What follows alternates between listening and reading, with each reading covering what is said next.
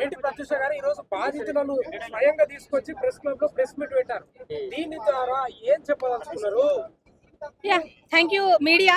నేను చాలా చాలా చాలా చాలా నిజంగా పాదాభివందనాలు మీడియాకు. ఈరోజు మీ వల్లనే ఇంతమంది బాధితులు బయటకు వచ్చారు. చాలా మంది మీడియా వాళ్ళు ఎవరెవరైతే ఎక్కడెక్కడైతే డబ్బులు తీసుకున్నారో అక్కడికి వెళ్ళి మరి వాళ్ళ దగ్గర నుంచి మీరందరూ వీడియోస్ తీసుకొస్తున్నారు. Very very thankful for that. అయితే ఇందాక ఇక్కడికి ప్రెస్ క్లబ్ కి రాకముందు నేను వేరే దగ్గరికి వెళ్ళాను. అక్కడ కూడా గద్వాల్ నుంచి వచ్చిన విక్టిమ్స్ చాలా మంది ఉన్నారు, కర్నూలు నుంచి వచ్చిన విక్టిమ్స్ చాలా మంది ఉన్నారు. అయితే వీళ్ళు తెలంగాణని మాత్రమే దోచుకోలేదండి, ఆంధ్రాని దోచుకున్నారు, పక్కనున్న మహారాష్ట్రని దోచుకున్నారు, కర్ణాటకని దోచుకున్నారు, ఢిల్లీని కూడా దోచుకున్నారు. ఈ రోజు మంగ్లీ గారికి నేను సూటిగా ఒక ప్రశ్న వేస్తున్నా. మంగ్లీ గారి ఒక పేడ్ బ్యాచ్ ఉంటుంది, ఆ పేడ్ బ్యాచ్ ని బట్టి ఈ రోజు మమ్మల్ని పర్సనల్ అటాక్ చేస్తుంది కదా. సో ఆమెను ఒక క్వశ్చన్ అడుగుతున్నాను.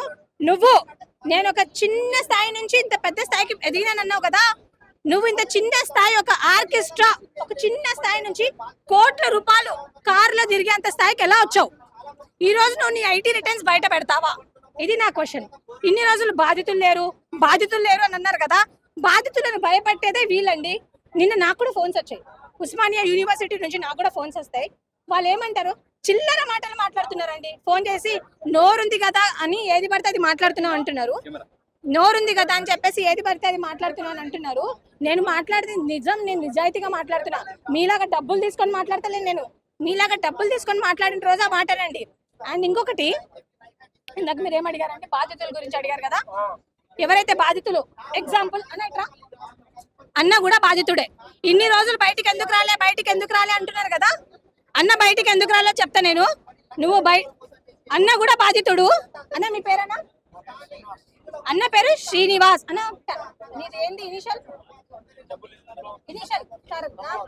రమావత్ శ్రీనివాస్. ఓకే, రమావత్ శ్రీనివాస్ ఒక బంజారా గిరిజన బిడ్డ. అయితే ఈ రోజు ఎందుకు బాధితులు ఎన్ని రోజులు బయటికి రాలేదు అని మొరిగే కుక్కలకు అందరికి నేను చెప్తున్నాను. వీళ్ళని మీరు బయటికి వస్తే మిమ్మల్ని చంపేస్తాం, మీకు డబ్బులు రాకుండా చేస్తామన్నారంట. మొన్ననే అన్న చచ్చిపోదామని సూసైడ్ చేసుకోవడానికి అని పోయిండు. నేను మిగతా బిడ్డలకు కూడా ఒకటే చెప్తున్నాను, మీరు చావాల్సిన అవసరం లేదు. మీరు డబ్బులు ఏవైతే ఇచ్చారో మీ దగ్గర రిసిప్ట్లు ఉన్నాయి, ఆధారాలు ఉన్నాయి, ప్రతి ఒక్కటి ఉంది. కావాలంటే ఎంత దూరం అని వెళ్దాం, మీరు చావాల్సిన అవసరం లేదు. ఈరోజు పద్దాక బాధితులు లేరు అంటున్నారు. అసలు మంగ్లీ ఒక గిరిజన బిడ్డ, ఆమె ఎటో దేశానికి మమ్మల్ని తీసుకొని పోయింది అంటున్నారు. మరి మేము గిరిజన బిడ్డలం కాదా? నేను గిరిజన బిడ్డ కాదా? నేను ఒకటి చెప్తా అండి, మంగ్లీ గారి వల్ల మా గిరిజనులకు బెనిఫిట్ ఉంది, మా గిరిజనులను ఎక్కడికో తీసుకొని పోయేది అన్నారు కదా. సరే, నువ్వు చెప్పిందే నిజం అనుకుందాం. కానీ ఇదే గిరిజన బంజారాలు నీ పాటలు వినకపోతే, నీ పాటలు చూడకపోతే ఎవరమ్మా నువ్వు? ఎవరింటారు నీ పాటలు? ఈ రోజు నువ్వు ఎట్లొచ్చినావు? మా లంబాడ బంజారా ట్రెడిషనల్ డ్రెస్ ఉంటదండి, ఆ డ్రెస్ వేసుకొని పరిచయం అయింది మంగ్లీ. ఈ రోజు ప్రపంచానికి మంగ్లీ ఎట్లా పరిచయం? మా బంజారా ట్రెడిషనల్ మా వేషధారణ వల్ల పరిచయం. ఈ రోజు ఎవరైతే ఇంతమంది ఉన్నారా, ఇంతమంది పొట్ట మీద కొట్టి, బంజారా అంటే ఏంది, ఎట్లా ఎదిగినారు? వీళ్ళ పొట్ట మీద కొట్టి ఎదుగుతున్నారు, వీళ్ళ పొట్ట మీద కొట్టి వీళ్ళు ఎదుగుతున్నారు. ఈరోజు నా తమ్ముడికి ఏం తెలియదండి, ఆ ముఖము ఈ ముఖము సేమా అంటే కదా నువ్వు. డబ్బులు లెక్క పెట్టే మొహం మీద అండి. ఈయన నా తమ్ముడు శివ, వాడెవడో నాకు తెలియదు అన్నావు కదా నువ్వు. మరి ఈ రోజు నీ తమ్ముడు మూటలు బ్యాగ్ ఎందుకు మోసిండు?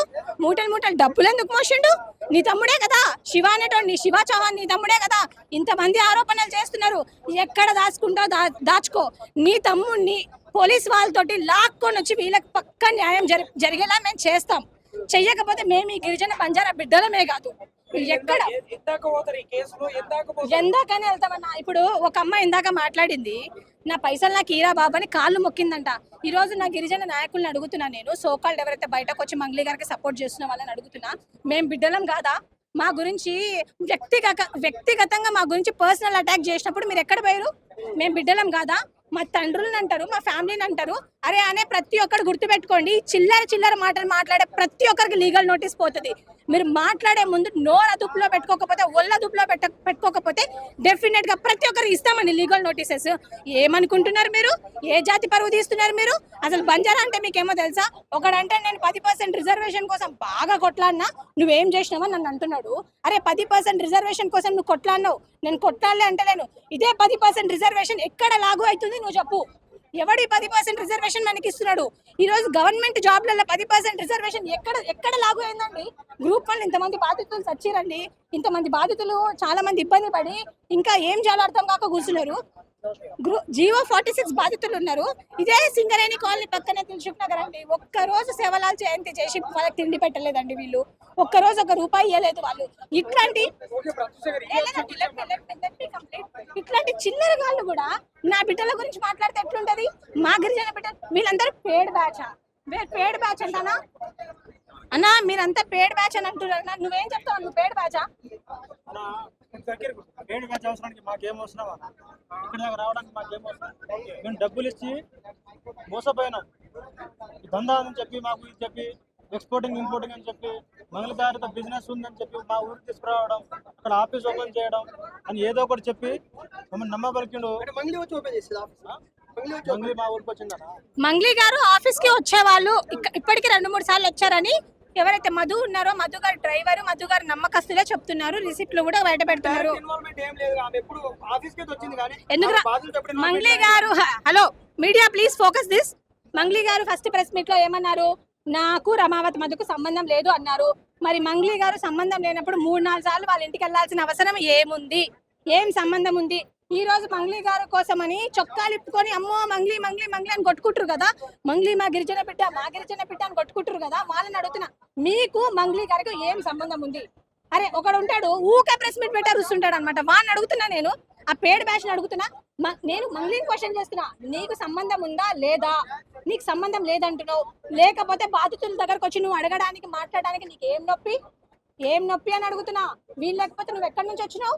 ఈ రోజు మమ్మల్ని పర్సనల్ అటాక్ చేస్తావా? నువ్వెంత, నీ స్థాయి ఎంత తీయాలా? నీ మొత్తం నువ్వు బెంగళూరు, నీకు పిల్లలు లేవా? లేకపోతే బాంబేలో లేవా? ముంబైలో లేవా? ఎక్కడి నుంచి వచ్చినావు? అసలు నీకు ఎవరు సపోర్ట్ చేస్తున్నారు చెప్పాలా? మేము ఈ రోజు మంగ్లీ గారికి మినిస్టర్లు చేసే ఫంక్షన్లకు పోయేది ఉంటది, వేరే అన్ని ప్రతి దగ్గర తిరిగే టైం ఉంటది.